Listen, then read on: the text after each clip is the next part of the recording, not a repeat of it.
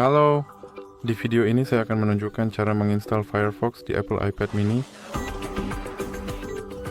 Anda harus mulai dengan membuka App Store Anda. Sekarang klik pada pencarian dan klik Firefox. Kemudian klik pencarian dan lalu klik ikon ini untuk mengunduh aplikasi ini.